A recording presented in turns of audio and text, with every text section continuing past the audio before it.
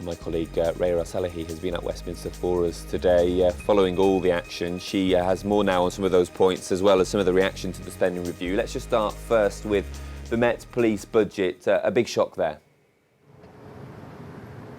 Indeed, good evening. In what came as a surprise to many of his most ardent critics, the Chancellor revealed no plans to cut police budgets. A similarly surprising U-turn regarding tax credits. As Joe Watts, the political correspondent for the Evening Standard, explained to London Live News shortly after the announcement was made.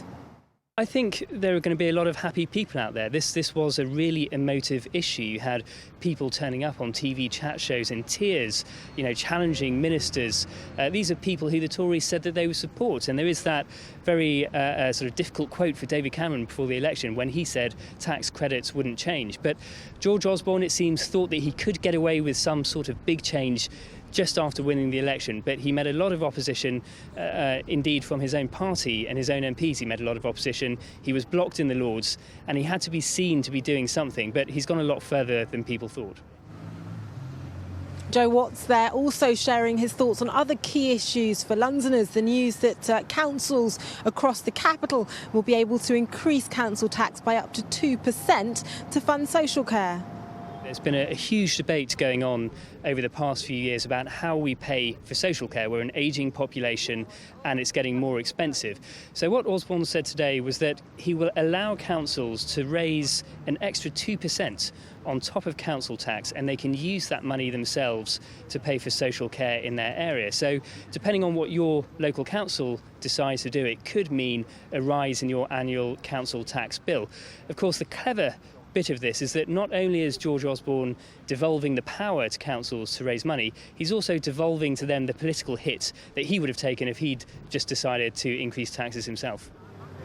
The political correspondent for the Evening Standard, Joe Watts, also shared his thoughts on another interesting London line coming out of today's spending review, that Europe's largest women's prison, Holloway, is set to close.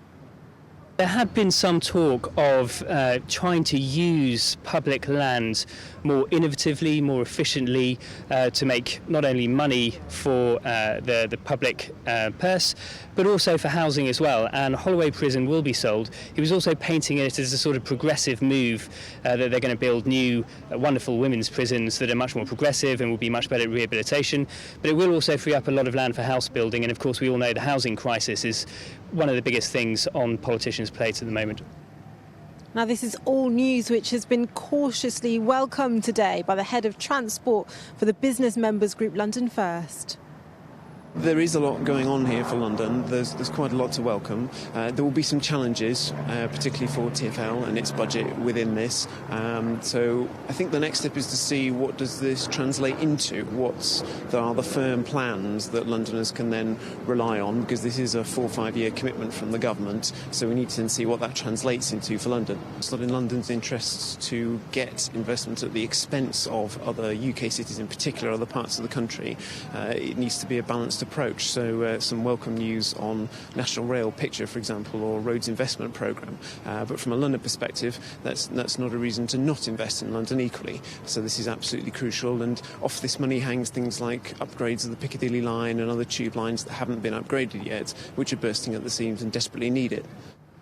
A spending review which George Osborne promised will deliver economic and national security on a significant day for the government, the Chancellor and, of course, for Londoners.